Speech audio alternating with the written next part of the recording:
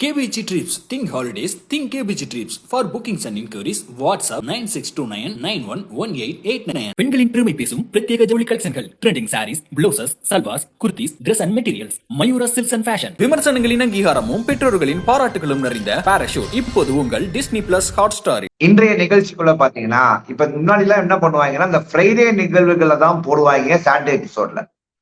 இப்பெல்லாம் சாட்டர்டே நிகழ்வுகளை கூட சண்டே எபிசோட்ல போட ஆரம்பிச்சுட்டாங்க. ஸ்டார்டிங்ல போட்டது சாட்டர்டே நிகழ்வுகளா? ஆமா, இன்னைக்கு போட்ட ட்ரெஸ்ல இல்ல மா சாட்டர்டே தான் 2 நாள் ஷூட்டும். ஐயோ கடவுளே! ஆனா நம்மளுக்கு பார்க்கும் போது சாட்டர்டே சண்டே 2 நாளா காமிக்கிறாங்கல்ல சார். அந்த லஞ்ச் டைம்ல அவங்க பேசினது தான் எடுத்து போட்டிருக்காங்க. நான் அப்படிதான் அதை பார்த்தேன். சாட்டர்டே நிகழ்வுகள்ல ரயான், மஞ்சரி, பவித்ரா உட்காந்து பேசிக்கிட்டு இருக்காங்க. விஷாலுடைய அந்த கேப்டன்சி கண்டென்ட், அந்த விஷயங்கள் எல்லாம் ஒரு பேச்சுவார்த்தை பயாஸ்டா இருந்த மாதிரி பேச்சுவார்த்தைகள் போயிட்டு இருக்கு. இந்த குழந்தை கண்டென்ட் அதெல்லாம் போது. மஞ்சரிக்கு பாயிண்ட் கிடைச்சிருச்சு, மைண்ட்ல வச்சுக்கிட்டாங்க. அதை ஷோல யூஸ் பண்ணிருப்பாங்க. ரயான் யூஸ் பண்ணல, ஆனா மஞ்சரி யூஸ் பண்ணிருப்பாங்க. அதான் மஞ்சரி. ஓகே, சோ நம்ம கண்டென்ட்டுக்கு போவோம்.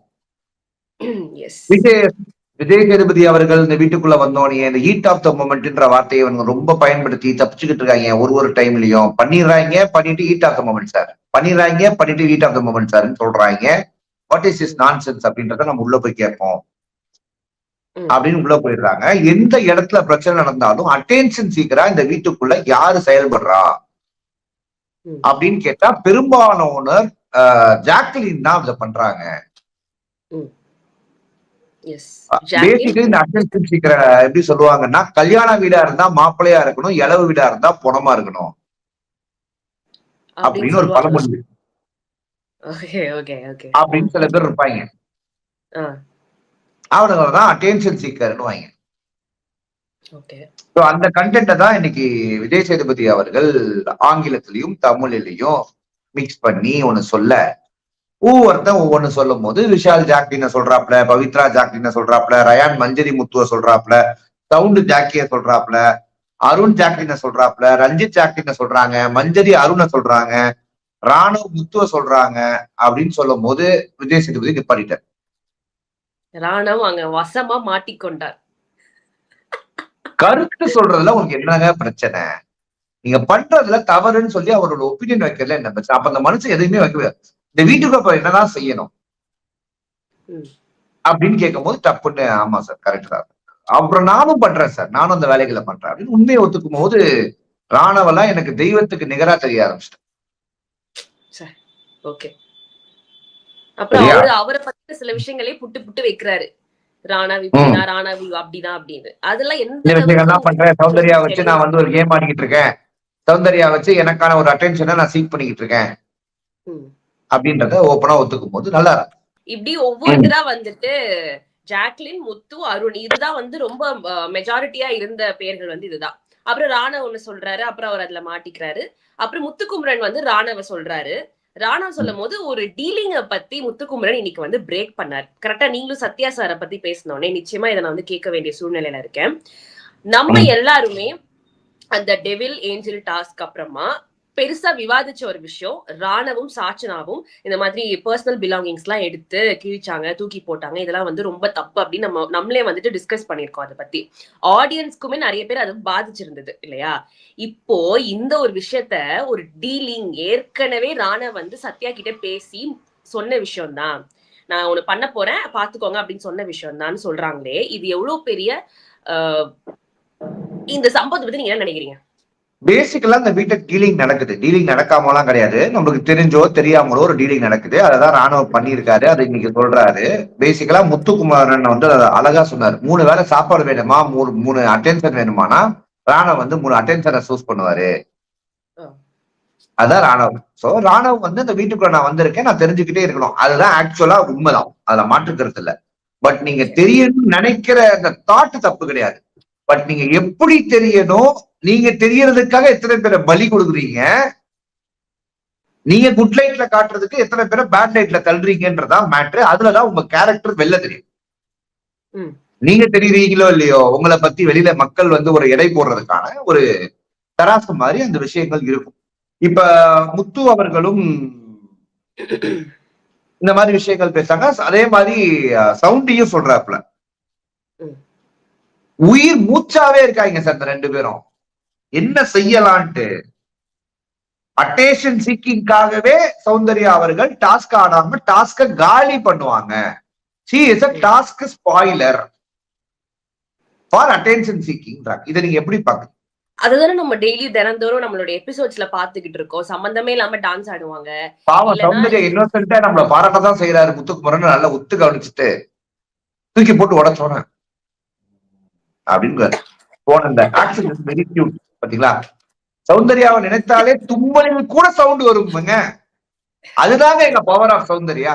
எனக்கு என்னமோ ஜாக்லின் வாண்டடா போயிட்டு நம்ம மூக்க நுழைக்கணும், அந்த இடத்துல ஏதாவது ஒரு வெடியை போட்டு வரணும் அப்படின்றதுக்காக அவங்க பண்ற மாதிரி எனக்கு தோணல.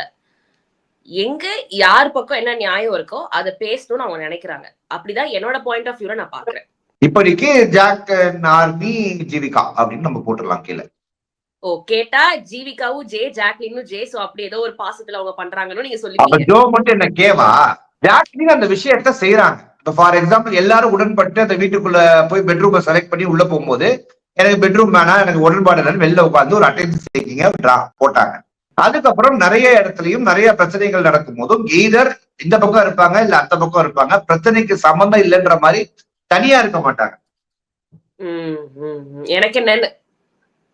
எனக்கு என்னன்னு இருக்க மாட்டாங்க.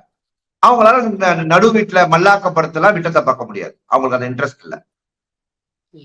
ஆனா அதுலயும் அட்டென்ஷன் சீக்கிங் பண்றதுல நம்ம சௌந்தர்யாவை அடிச்சுக்க முடியாது. அந்த மாதிரி டெலிபரேட்லி பண்ண மாட்டாங்க. பண்ணுவாங்க. சரி, இப்ப யார் இந்த வீட்டுல அதை பண்ணலன்னு நினைக்கிறீங்க? அங்கிருந்து நவுந்து நம்ம இப்படிக்கா வந்தோம்னா அன்பு கேப்டன் விஷால் வந்து தாளிக்கப்படுகிறார். அதுதான் அடுத்த கண்டென்ட் இன்னைக்கு வந்து நிகழ்ச்சியில. இந்த வாரம் அப்படின்றத 4வது சீசன்ல இருந்து நம்ம பாத்துக்கிட்டு இருக்கோம். ஏன்டா அப்படி செய்றீங்க அப்படின்ற மாதிரி நம்மளுக்கு இருக்கும்.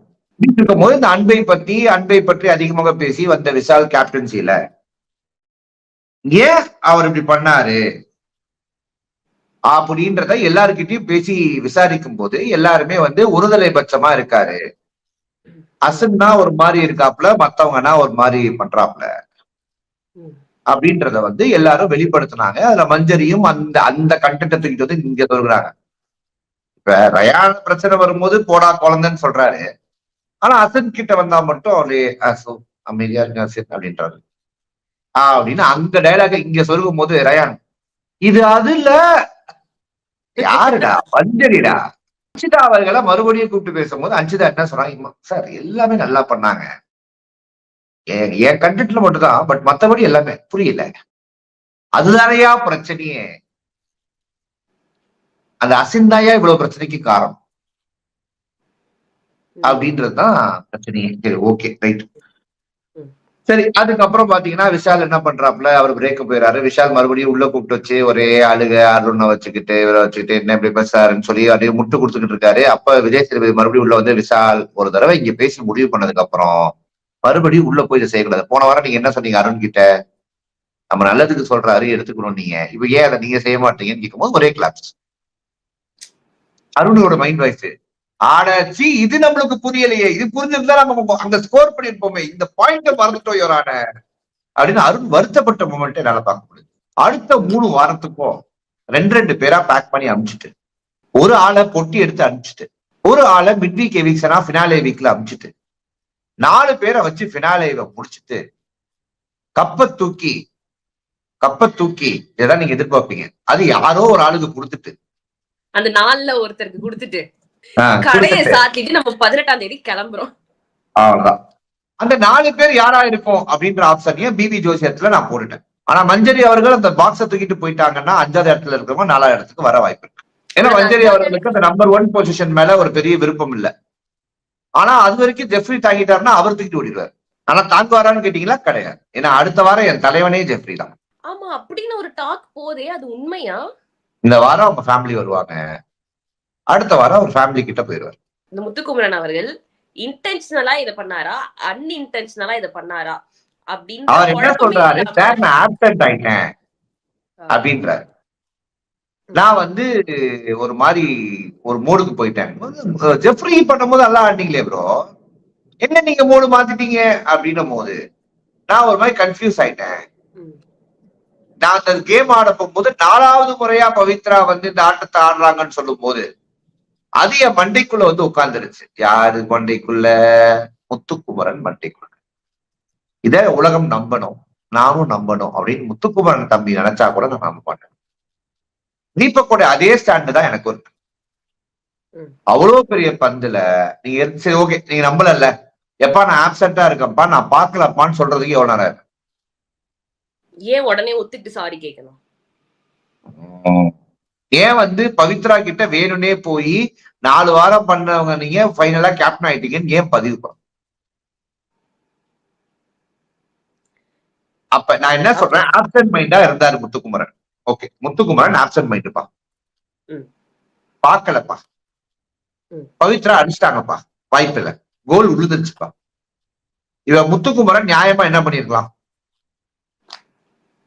வாழ்த்துக்கள் பவித்ரான்னு சொல்லிட்டு போயிருக்கலாம்.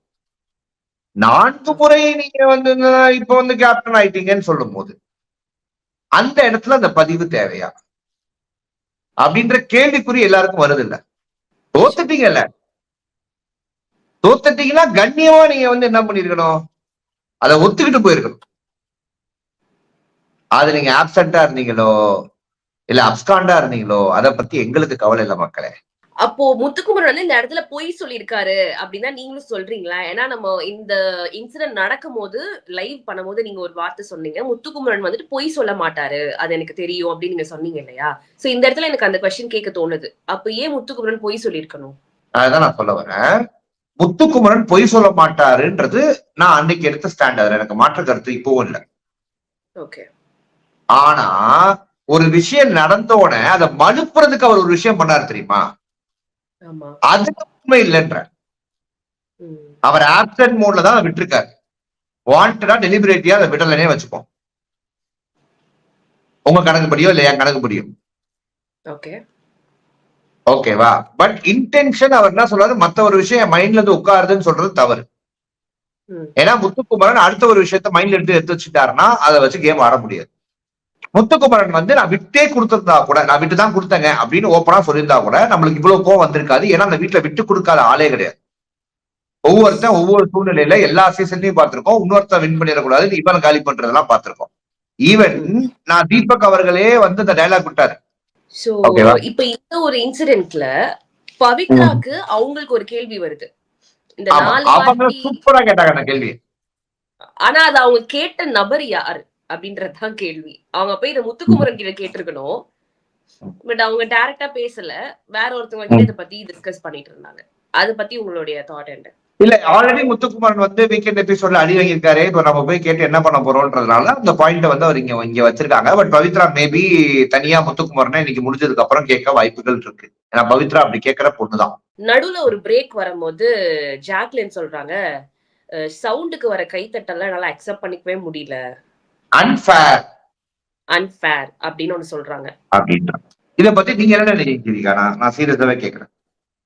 இப்போ உள்ள இருக்கிற ஹவுஸ்மேட்ஸ் இப்ப எப்படி நம்ம வெளியில இருந்து சௌந்தர்யா வந்து கேமுக்காக எதுவும் பண்ணல, ஆஸ் அ கண்டஸ்டன்டா அவங்க வந்து அவங்களுடைய இன்புட்ஸ வந்து பெருசா கொடுக்கல.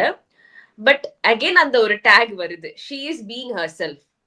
அது வந்து பாக்குறதுக்கு ரசிக்கும்படியா இருக்கிறதுனால அவங்களுக்கு வர கைத்தட்டல்கள் அது ஒரு பக்கம் இருந்தாலும், ஹவுஸ்மேட்ஸ் ரீதியா பார்க்கும் போது நம்ம எல்லாம் இவ்வளவு இன்புட்ஸ் கொடுக்குறோம், இன்புட்ஸ் கொடுக்குற நிறைய பேருக்கே அவ்வளவா கிளாப்ஸ் வராத போது ஒண்ணுமே பண்ணாத சௌந்தர்யாக்கு எதுக்கு இவ்வளவு கைத்தட்டல் அப்படின்ற ஒரு தாட் தான் ஜாக்லினுக்கு இருக்கும். அது வந்து ஒரு நியாயமானதா இருக்கும்னு எனக்கு தோணுது. கண்டிப்பா இருக்காதா? அது இருக்கணும் தான் சொல்றேன். இல்ல படிச்சு பாஸ் பண்றவனுக்கும் பிட் அடிச்சு பாஸ் பண்றவனுக்கும் ஒரு வித்தியாசம் இருக்கா இல்லையா?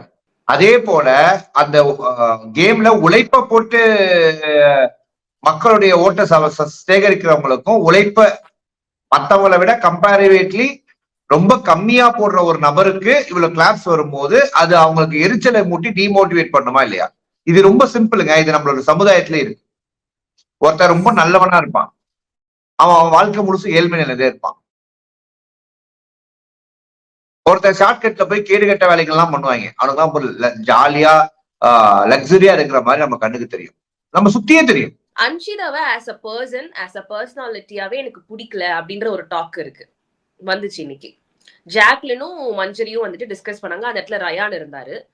சோ அந்த ஒரு விஷயத்தை எப்படி பாக்குறீங்க? டாஸ்க்ல அன்ஷிதாவோடைய முகமூடி கிழிந்து அவங்க வந்து அவங்களுடைய ஒரிஜினாலிட்டிய வெளியில கொண்டு வரும்போது, இதுதான் நான், இந்த பாசம் இதெல்லாத்தையும் தாண்டி எனக்குள்ள இப்படி ஒரு ஃபேஸும் இருக்குன்றத கொண்டு வரும்போது, இன்னைக்கு அன்ஷிதாவே வந்துட்டு ஒரு இடத்துல ஜெஃப்ரி கிட்ட பேசுவாங்க. ஐயோ இது வெளியில வந்துட்டு ஒரு விஷயம், அது எப்படி போகுமோ தெரியலேன்னு சொல்லிட்டு அவங்க ஒரு விஷயத்த பத்தி பேச வராங்க. அவங்களே லைட்டா வந்துட்டு கொஞ்சம் ஒரு ஒரு அஃப்ரைட் ஆயிட்டாங்க அப்படின்னு தான் சொல்லணும். இல்ல அதான் பேசிக்கலி வெளியில ஒரு விஷயம் அவங்களுக்கு இருந்துச்சு, அதனால ரொம்ப அவங்க வந்து பிரச்சனைக்குள்ள ஆகியிருக்காங்க. அந்த ஒரு பெயரை வந்து மாற்றணும்னு சொல்லி பிக் பாஸ்க்குள்ள வராங்க. பிக் பாஸுக்குள்ள ஒரு 70 நாள் 75 நாட்கள் வந்து ஒரு தூய ஆத்மா மாதிரி அவங்க வந்து பண்றாங்க, இருக்காங்க, பெர்ஃபார்மிங். அதெல்லாம் பண்ணும்போது ஒரு இடத்துல நம்மளுடைய உண்மை சுயரூபம்னா வர வர வர அது வெளியில எப்படி ப்ரொஜெக்ட் ஆகி, அப்ப நம்ம இந்த 77 நாள் இங்க போட்ட எஃபர்ட் வேஸ்டா போயிருமோ அப்படின்ற பயம் தான் அன்ஷிதாக்கு வந்துருச்சு. சோ இப்ப இத பத்தி ஜாக்லின் பேசுறாங்க இல்லையா, எனக்கு as a பர்சனாலிட்டியாவே எனக்கு பிடிக்கல அப்படின்னு அவங்க ஒரு ஸ்டேட்மெண்ட் சொல்றாங்க. மஞ்சரியும் சொல்றாங்க. இப்போ ஆனா மஞ்சரி என்ன சொன்னாங்கன்னா, இந்த டாஸ்க்ல இப்படி ஆச்சு, அவங்க ஒரு பர்சனல் வெஞ்சன்ஸ் வச்சு பண்ணாங்க, அது வேற மாதிரி போச்சு. இப்ப அடுத்த வாரமே எனக்கு அவங்களோடய சேர்ந்து டீமா ஜாயின் பண்ணி ஒரு டாஸ்க் விளையாடணும்னா நான் ஸ்போர்ட்டிவா எடுத்து விளையாடுவேன். அந்த இடத்துல அதுதான் மஞ்சரி. எனக்கு மஞ்சரிட்ட பிடிச்ச விஷயமே அதுதான். கேம பாக்குறாங்க. மஞ்சரி டிசர்வ் டு பி இந்த டாப் 4 நினைக்கிறதுக்கான காரணம் அதான். இந்த கேம் வந்து எவ்வளவு சுவாரஸ்யமா இருக்குன்னா, விஜய் விஷாலுக்கும் அருணும் வந்து வேற மாதிரி பெர்ஃபார்ம் பண்ணியிருந்தா, நம்ம அதாவது டே 1ல அவங்க கிட்ட எதிர்பார்த்த விஷயத்த பண்ணியிருந்தா அந்த கேம் இன்னும் சுவாரஸ்யமா இருந்திருக்கும். சாமியே வெளில அனுப்பிட்டாங்க. வெளியில வந்துட்டு ஒரு விஷயம் சொன்னார்ல, இந்த காலம் வந்து யாருக்கும் வெயிட் பண்ணாது அப்படின்னு ஒரு அழகான விஷயத்த சொன்னார், ஒரு பதிவு பண்ணாரு. நல்லா இருந்துச்சு. அவர் வெளியில வந்து பேசும்போது சில விஷயங்கள் ரொம்ப நல்லா இருந்துச்சு. சோ அந்த ரஞ்சித் சாரை நீங்க எப்படி பாக்குறீங்க? அவ்வளவுதான், இன்னைக்கு நிகழ்ச்சி பத்தி நம்ம எல்லாமே பேசிட்டோம். சோ நீங்களே எண்டு கார்டு கொடுத்துடலாம். இல்ல ரஞ்சித் சார் நான் இன்டர்வியூ எடுக்கும் போதுதான் பல விஷயங்கள் நான் பார்த்து தெரிஞ்சுக்க விரும்புறேன். இதுதான் உண்மையாவே ரஞ்சித் சாரா, இல்ல நாம தான் ரஞ்சித் சார் நடிக்கிறாரு நம்பிட்டு இருந்தோமா, என்னமோ ஏதோ எப்படியோ அப்படின்றத நம்ம பொறுத்திருந்தான் பார்க்கணும். சோ அந்த ஒரு விஷயங்கள் இருக்கு. பட் பார்ப்போம் எப்படி போகுது அப்படின்றத பார்ப்போம். இத்துடன் மகிழ்ச்சியாக விடை பெறுவது உங்கள் ஜோ மைக்கேல் சார் மற்றும் ஜீவிகா. நன்றி. KBG Trips. Think holidays. Think KBG Trips. For bookings and inquiries, WhatsApp 9629911889. பெண்களின் பெருமை பேசும் பிரத்யேக ஜவுளி கலெக்ஷன்கள், trending saris, blouses, salwars, kurtis, Dress and Materials, Mayura Silks and Fashion. விமர்சனங்களின் அங்கீகாரமும் பெற்றோர்களின் பாராட்டுகளும் நிறைந்த பாராஷூட் இப்போது உங்கள் டிஸ்னி பிளஸ் ஹாட் ஸ்டாரில்.